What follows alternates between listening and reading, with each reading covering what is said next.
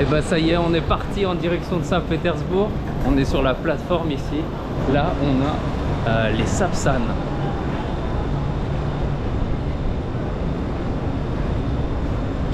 Regardez ça. Donc ça, c'est le Sapsan. C'est l'équivalent un petit peu du TGV en France. Et c'est le train qui nous amène à Saint-Pétersbourg, le train à grande vitesse.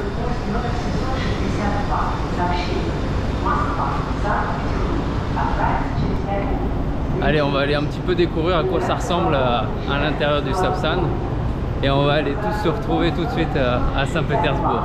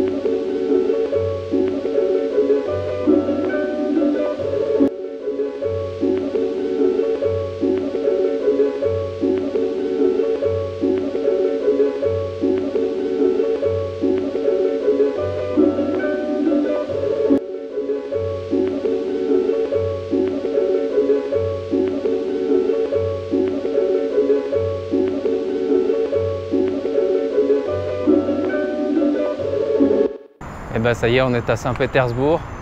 Alors le temps est assez fantastique parce que c'est quand même pas toujours le cas quand on arrive à Saint-Pétersbourg, se retrouver avec un aussi beau soleil.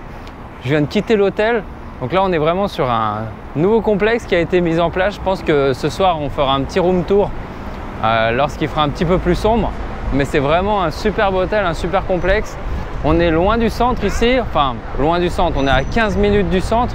On est dans un petit quartier qu'on va appeler un quartier dortoir.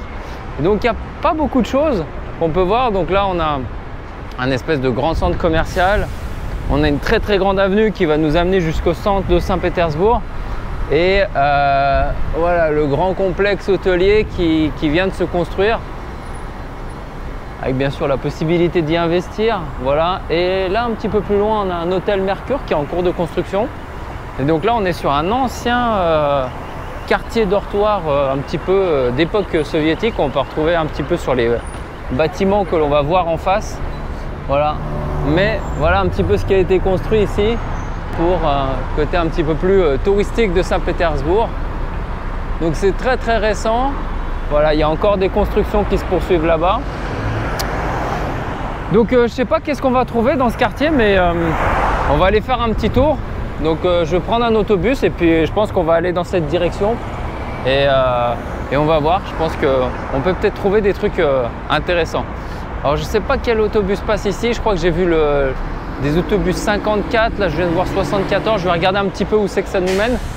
Et puis on va essayer de se retrouver dans des petits endroits un petit peu intéressants du côté, on va dire, quartier dortoir de Saint-Pétersbourg. Donc regardez derrière moi, donc on a le complexe Valo City Hotel. Alors franchement, ça, si vous venez à Saint-Pétersbourg, c'est quand même un bon plan ici parce qu'en fait, c'est une construction qui est complètement récente. Et pour 5 jours, nous, on s'est pris un petit peu en avance, mais on peut avoir une chambre ici pour un peu moins de 20 000 roubles pour 5 jours. Donc c'est l'équivalent au cours actuel à peu près de 300 € pour 5 jours. Et on a vraiment pas mal d'accès ici. Donc on a, si je me rappelle bien, il y a des saunas, hammams, il y a le sport, il y a une piscine, un restaurant, un bar. Donc il y a vraiment beaucoup de choses. Et ce qui est très intéressant, c'est que vraiment comme il est nouveau, comme tout a été fait vraiment, on va dire, dans les standards, on va dire, contemporains, franchement c'est un très bon endroit parce qu'à Saint-Pétersbourg on a pas mal d'hôtels, mais les hôtels sont souvent au centre de la ville et les prix sont assez chers. Donc là, on n'est pas du tout dans un hôtel traditionnel, soviétique, etc. On est vraiment au niveau des standards européens. Mais le prix est vraiment très intéressant. Et comme je vous ai dit, on est à 15 minutes du centre. Allez, nous, on va laisser courir pour essayer d'attraper un tramway. Si je ne me suis pas trompé, je crois qu'on doit prendre le tramway 49 pour aller, on va dire, sur la partie un petit peu plus près du centre. Donc là-bas, j'ai vu des petits kiosques, on peut aller trouver des petites revues assez particulières. Donc on va aller essayer de regarder ça un petit peu ensemble. Regardez ce qu'on retrouve en face. Un vieux bâtiment soviétique avec une sculpture sur le fronton là, sur la façade dont on voit. Apparemment c'était un bâtiment qui était dédié, à en croire la sculpture, à quelque chose lié au transport. Je sais pas, il y a un pneu qui est dessiné, donc ça devait être sans doute un bâtiment d'époque qui était lié peut-être aux voitures, aux pneus, au transport. Bon, qui semble toujours utilisé, hein. On a les drapeaux de l'administration de Saint-Pétersbourg. Allez, on y va, hop. Alors j'ai pas eu le temps de vous filmer puisque là il est arrivé assez rapidement.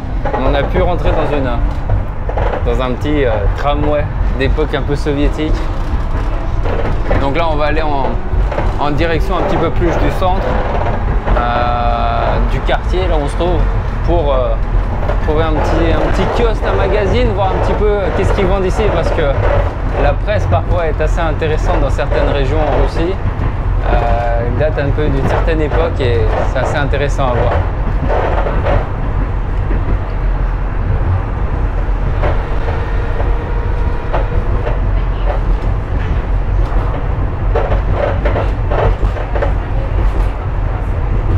Mais regardez-moi ça. Je suis encore pas arrivé à l'endroit où je voulais et là on commence à rentrer dans un truc historique. Regardez ça.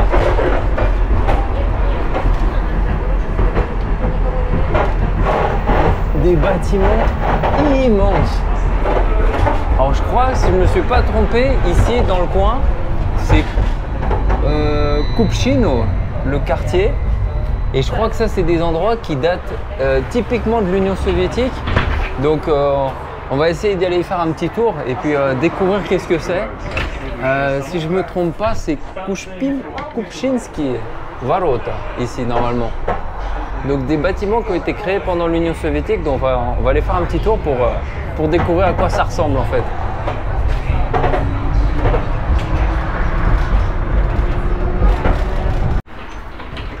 Allez, l'arrêt Musikalna Shkola, donc école de musique.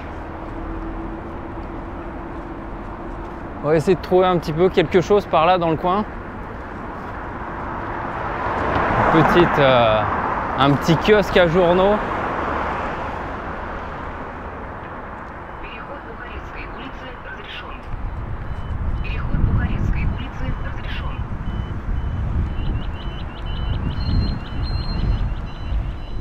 Alors si je me trompe pas, sur le plan, on doit en avoir une qui doit être dans le coin. Une boutique de journaux.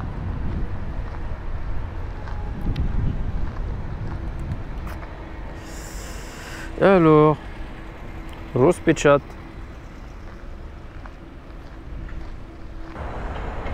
Donc voilà à quoi ressemble un petit peu un quartier dortoir de Saint-Pétersbourg. Donc là, on a vraiment des bâtiments qui sont beaucoup plus récents.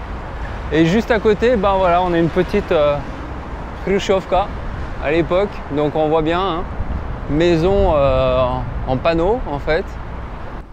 Alors donc on va essayer de trouver notre petite kiosque journaux. Donc qu'est-ce qu'on a ici? On a une boulangerie. On a quoi ici? On a un vendeur d'alcool. Sur la chose, un restaurant et un club. Une petite pharmacie. Un supermarché. Et là-bas, on a notre petit kiosque à journaux. Avec les melons et les pastèques en vente en plus à côté. Bon, on va regarder un petit peu qu'est-ce qu'ils proposent. Alors, est-ce qu'ici, ils vendent des journaux? Toc, toc, toc. Ouais! Qu'est-ce qu'on a?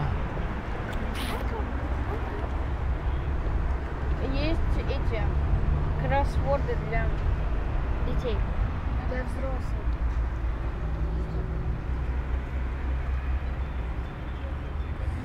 Hé hé! On a des choses intéressantes là. Наша история, notre histoire. Можно поточку? On a quelque chose sur l'Union soviétique. Я слышал все, что Известный в СССР. Неизвестный СССР. Ça, faut comprendre ça. Русская история.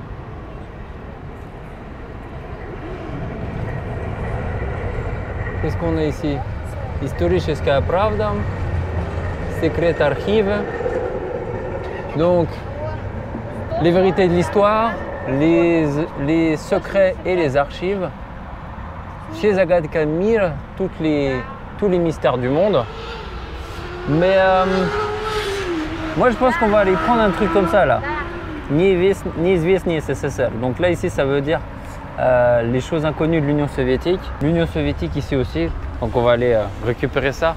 En général ce genre de petits magazines c'est vraiment quelque chose qui est dédié un petit peu plus pour les personnes d'une autre génération.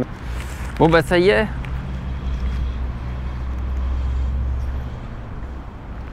Donc SSSR, hein, pour ceux qui ne le savent pas, qui veut dire URSS.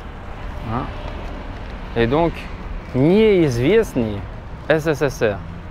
Donc toutes les choses un petit peu secrètes soi-disant qui n'ont pas été dites à ces moments-là aujourd'hui. Apparemment il y a des petits journaux qui aujourd'hui font leur beurre dessus. Bah nous on va aller se poser là-bas. Là où on a les Kupchinsky Varot, donc les portes de Kupchinsky, avec les petits journaux de l'Union soviétique et essayer un petit peu de découvrir de quoi parlent justement ces bâtiments, quelle est l'histoire qu'il y a derrière. On a un super parc et regardez derrière on va retrouver un petit peu des habitations beaucoup plus modernes et c'est ce qui est pas mal en Russie, c'est qu'en fait il y a un peu cette cohabitation on va dire entre la modernité d'un côté et puis l'ancien, l'Union soviétique qui reste là.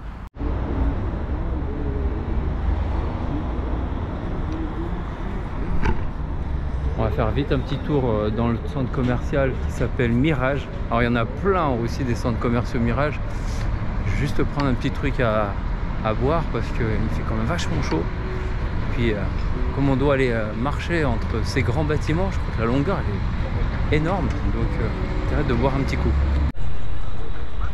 Ça y est, le temps d'aller récupérer une petite limonade à l'estragon qui est très populaire en Russie, qu'on appelle Tarhoun. Et ben, on va aller là-bas en fait, hein, découvrir un petit peu ces super bâtiments. Ces bâtiments sont toujours habités en fait. Il y a toujours quelqu'un qui habite dans chaque. Et on voit, donc le premier étage en fait, et visiblement était dédié pour des magasins. Alors pendant l'Union soviétique, on pouvait avoir bien évidemment surtout ce qu'ils appelaient des univermag, donc des magasins qui faisaient partie de magasins d'État que l'on retrouvait sur le rez-de-chaussée. Là, on a un accès pour aller de l'autre côté de la route.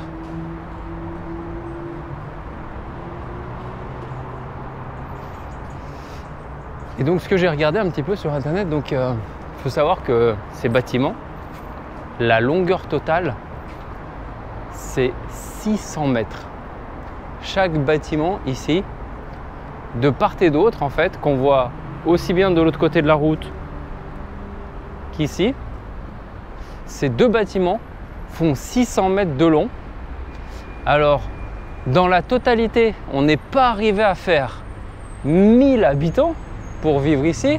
Il n'y a pas 1000 habitants. Je pense qu'on y arrivait beaucoup plus que 1000 habitants, mais il faut savoir c'est qu'il y a 900 appartements dans ces bâtiments.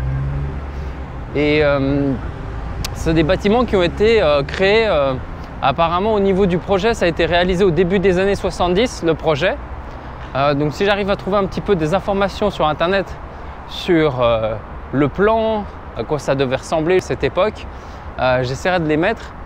Et donc c'est des bâtiments qui ont été créés dans les années 70 et la fin de la réalisation a été en 1976. Donc c'est des bâtiments typiquement des années 70 et on peut revoir un petit peu, ça rappelle rapidement un petit peu ce que l'on peut voir en France sur ce qu'a pu faire par exemple Le Corbusier. Donc avec ce genre d'espace sous les bâtiments qui aujourd'hui servent un petit peu de parking, mais je pense qu'à l'origine c'était pas lié au parking, c'est au fait qu'à Saint-Pétersbourg il y a beaucoup de neige, donc ça permet en fait d'éviter d'avoir la neige qui est stockée et en fait ça permet justement au vent de souffler la neige et pour éviter qu'il y ait trop de neige qui bloque les entrées. Donc on fait ces grands espaces pour que le vent circule, pour éviter que la neige se stocke. Et donc juste au-dessus, voilà, on a les habitations. Donc apparemment on voit là ici, semble d'être un entresol en fait. Et ensuite après on a les bâtiments qui sont dessus.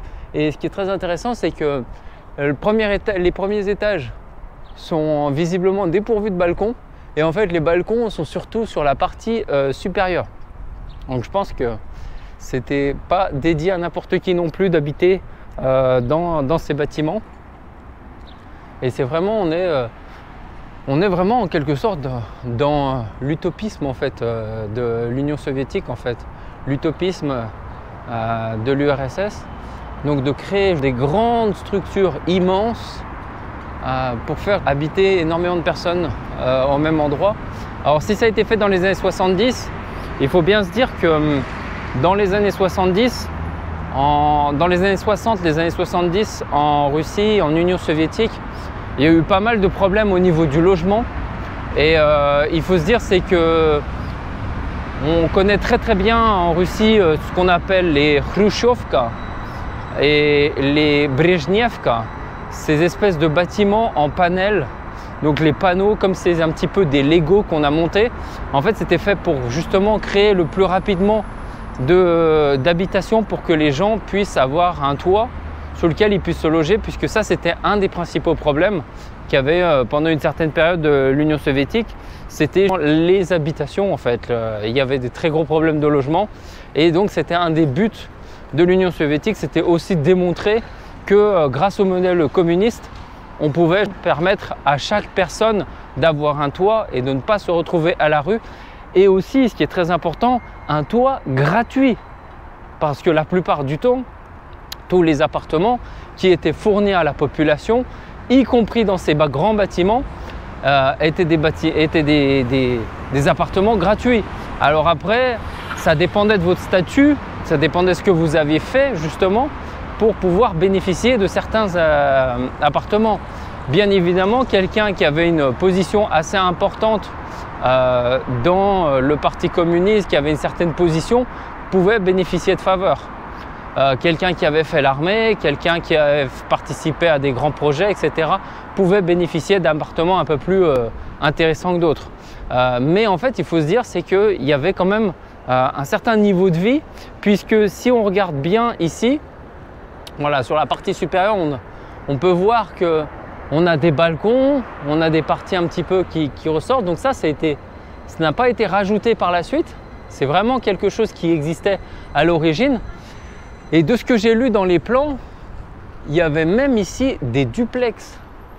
Donc, est-ce qu'une famille habitait ici en duplex, donc le père, la mère et les enfants, ou est-ce que c'était pas une famille intégrale, c'est-à-dire avec la grand-mère, avec les oncles, les tantes? Mais il fallait se dire, c'est que voilà, il y avait des duplex en Union soviétique. Moi, j'ai regardé, j'ai pas trouvé d'informations sur Internet expliquant qu'il s'agit de ce qu'on appelle kommunalka. Donc les kommunalka, pendant l'Union soviétique, c'était des appartements dans lesquels on regroupait plusieurs familles. C'est-à-dire que voilà, on avait en clair, en quelque sorte, il y avait une cuisine commune, des toilettes en commun, mais par contre, on devait, voilà, on avait chacun un petit peu sa petite pièce et justement, on essayait d'organiser sa vie. Et là, visiblement, sur ce bâtiment-là, il ne s'agit absolument pas de ça, il s'agit vraiment plus de quelque chose d'assez moderne avec des appartements un petit peu individuels. Donc on va essayer de s'éloigner un petit peu pour vous montrer de loin à quoi ressemblent ces bâtiments Kupczyński Warot, qui veut dire, comme j'ai expliqué, les portes de Kupczyński. Et ce qui est très intéressant, c'est surtout le design que l'on va voir, l'effet qui a été créé un petit peu à l'époque sur ces bâtiments. Je voyais rapidement à quoi ça ressemblait avec ces grandes vitrines qui devaient être justement un petit peu voilà, des endroits de service pour l'État, ensuite des magasins, etc. avec un petit toit juste au-dessus. Et bon, bah ça a été rajouté avec les années parce que voilà, ce qui était à la base, c'était surtout, voilà, on avait un escalier qui permettait d'accéder là-bas. On n'avait pas justement un système pour les personnes invalides.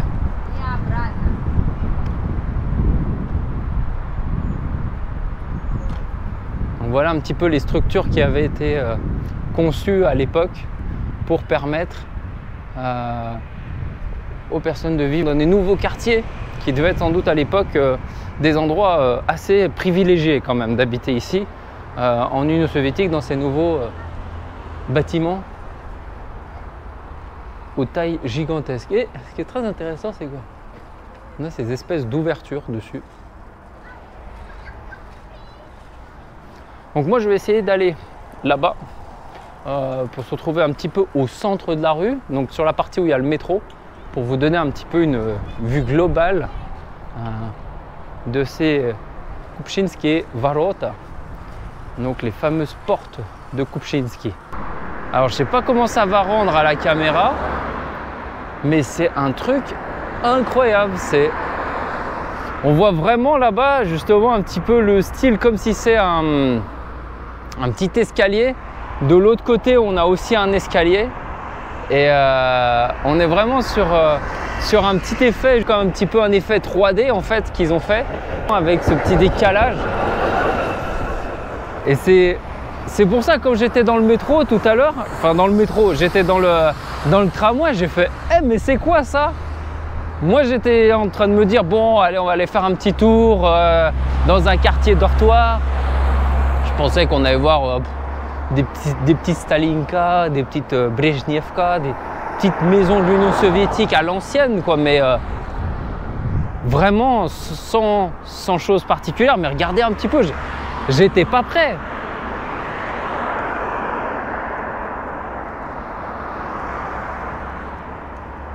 C'est vrai que le style est quand même assez unique pour ça en fait. Et en fait, on voit vraiment, voilà, l'idée qu'il y avait derrière, c'était de donner un petit peu cette espèce de grande profondeur avec la rue qui continue comme ça derrière.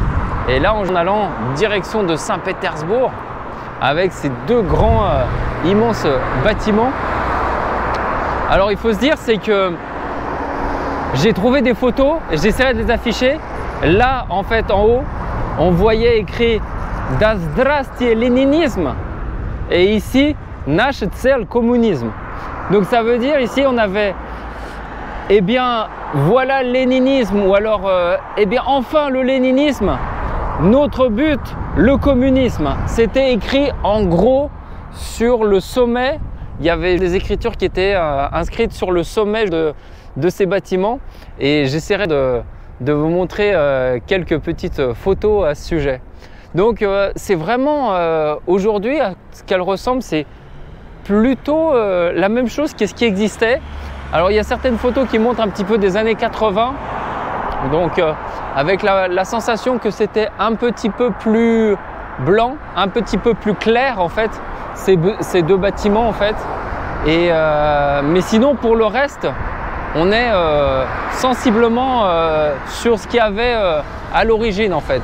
Et c'est vraiment quelque chose qui était très très intéressant pour ça, de voir en fait que les bâtiments sont restés un petit peu du côté un petit peu intact de ce qu'il y avait à l'époque.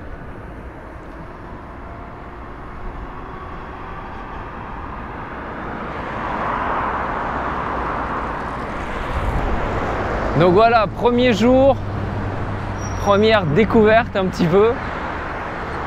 Comme je vous ai dit, j'étais pas prêt sur le coup. Moi, je pensais qu'on n'allait pas voir quelque chose d'intéressant ou je peux toujours trouver quelque chose de un petit peu curieux à découvrir à Saint-Pétersbourg.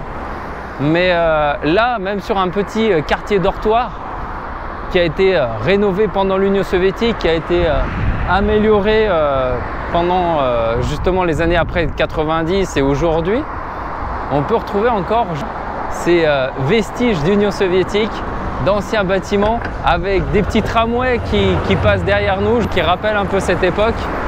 Et ça donne un petit peu une certaine nostalgie.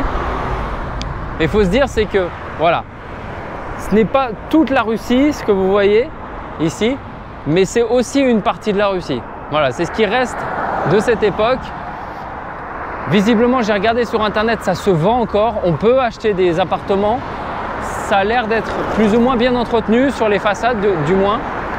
Mais de l'autre côté, voilà, vous avez des bâtiments beaucoup plus modernes qui sont créés, ou ce qu'on voit un peu plus loin là-bas au niveau des tours. Donc nous, on va continuer un petit peu notre promenade à Saint-Pétersbourg. Mais cette fois-ci, on va essayer de se rapprocher du centre, qui est lui beaucoup plus historique dans le sens, ça rappelle un petit peu l'époque des tsars. Et on tourne un petit peu l'histoire là ici rapidement sur la partie communiste, et on va se retrouver un petit peu plus sur la partie très historique, celle que tout le monde connaît de Saint-Pétersbourg. Donc j'espère en tout cas que cette petite promenade dans ce quartier dortoir de Saint-Pétersbourg vous a plu.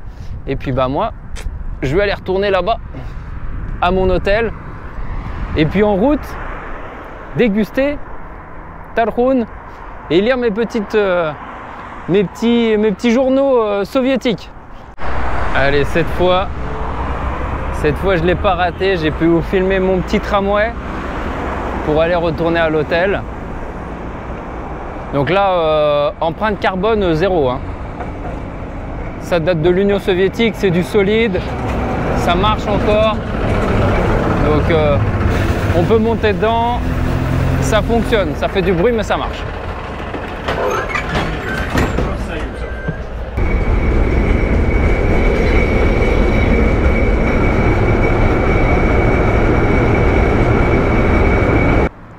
Donc on va essayer de voir un petit peu pour visiter à l'intérieur. Donc peut-être pour faire un petit room tour, on fera ça lorsque la femme de ménage sera passée.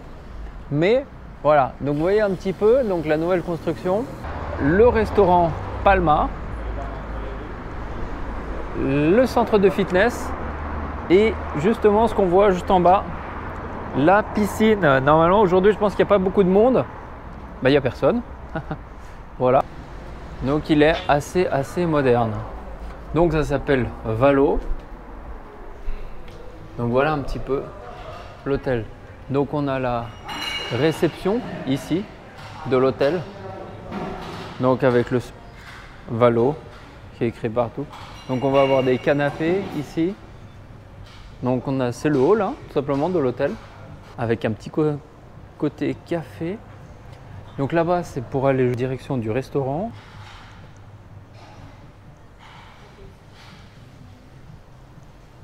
Donc vous voyez un petit peu la maquette du complexe Valo.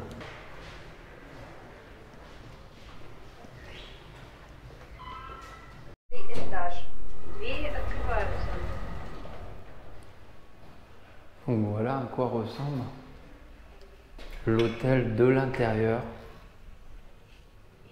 Voilà.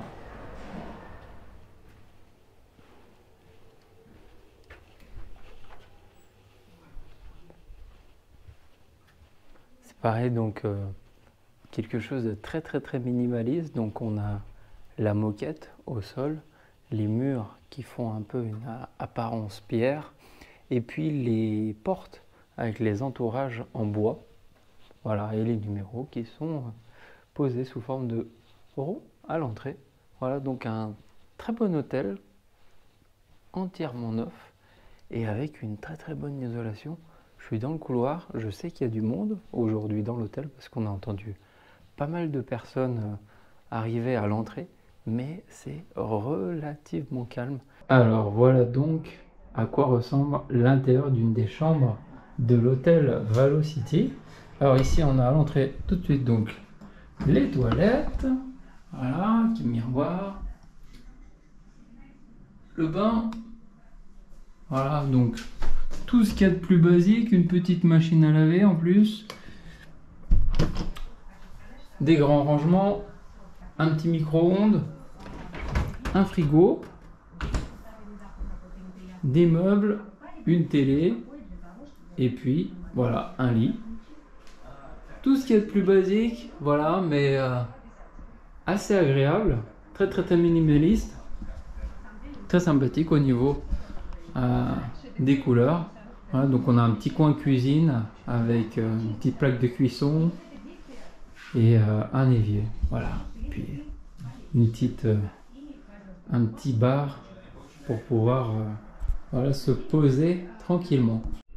Bon, alors vous vous souvenez tous qu'on est allé acheter 2 petits magazines qui parlent du sujet de l'Union soviétique. Alors moi je les ai regardés au début et franchement c'était un petit peu galère. Tout d'abord pour le premier, parce que en fait il s'agit ici d'un ensemble de faits divers, en fait, et regroupements de faits divers qui sont passés en Union soviétique. Il y en a très peu que je connais. Ce petit magazine en fait est surtout à mon avis dédié aux personnes qui ont envie d'approfondir des sujets très particuliers, parce que on va avoir vraiment ici toute la biographie par exemple d'un proche de Staline, c'était Kaganovitch. On va retrouver derrière une histoire d'un avion qui est tombé au Tadjikistan, comment Staline est arrivé à sauver l'économie soviétique et se libérer du poids du dollar, d'un espèce de scientifique fou qui s'est amusé à faire des croisements entre des singes et qui voulait faire des croisements entre les singes et des humains et qui est arrivé à croiser un âne avec un zèbre, etc. Chaque page c'est une nouveauté, je savais même pas que ça existait, je savais même pas comment c'était possible. Donc voilà, c'est vraiment le type de journal type de magazine que va lire des grands-mères, des babouchkas en Russie. Voilà, mais celui-là, alors là, celui-là m'a beaucoup plus plu. L'Union soviétique inconnue, en fait. Des événements qui sont plutôt qu'on peut connaître, par exemple le groupe Alpha, un groupe antiterroriste qui a été mis en place. Derrière, on explique le test d'une bombe atomique, en fait. Donc, on parle comment les bombes atomiques étaient testées pendant l'Union soviétique.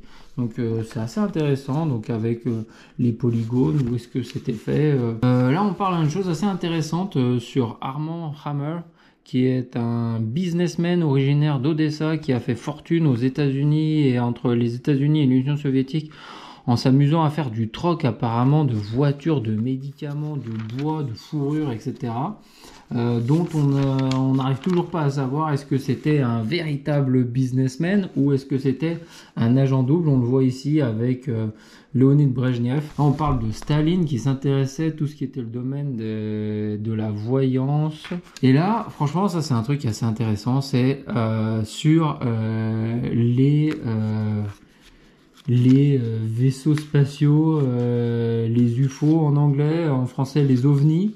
Les ovnis en Union soviétique, comment ça a été traité, à partir de quand ils ont commencé à se poser des questions à ce sujet, parce qu'on parlait justement dans tous les autres pays que les ovnis c'était un danger pour la sécurité nationale. Alors qu'est-ce qu'a fait l'URSS, à partir de quand? Le titre c'est KGB, la chasse aux ovnis. Voilà, c'est pas un titre de film, c'est vraiment il y a tout un article qui parle de ça là-dessus, comment le KGB s'est a mis tout en place, tout un service qui était chargé d'aller faire la chasse aux ovnis et d'aller récupérer des ovnis, des aliens et des choses comme ça avec des traces, et justement qui voulaient aller essayer de récupérer des agents extraterrestres pour avoir des informations. Donc ils disent que tout ça était bien évidemment top secret et qu'à la fin de l'Union soviétique, tout ça a été révélé. Et le dernier dossier, assez drôle, alors ils disent la première rencontre avec l'Occident décadent. Donc Voilà, c'était en 1957. C'était un festival de jeunesse qui a été organisé à Moscou en 1957. Donc on a eu des jeunes qui sont venus de je ne sais plus combien de pays, je crois de 131 pays, c'est ça.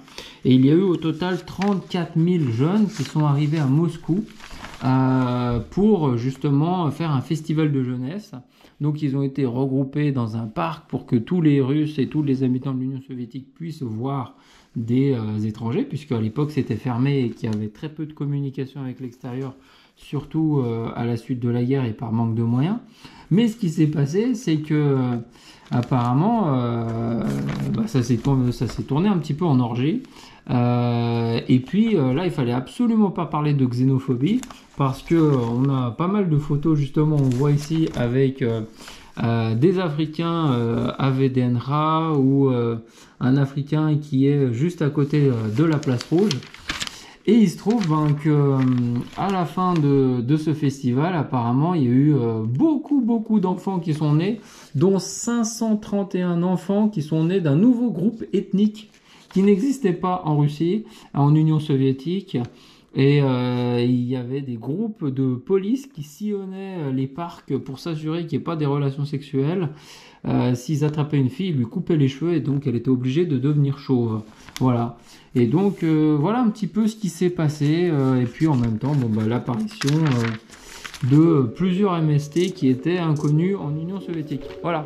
Voilà de quoi nous parlent un petit peu ces petits magazines sur l'URSS. Bon. On va dormir et puis nous demain on va découvrir Saint-Pétersbourg.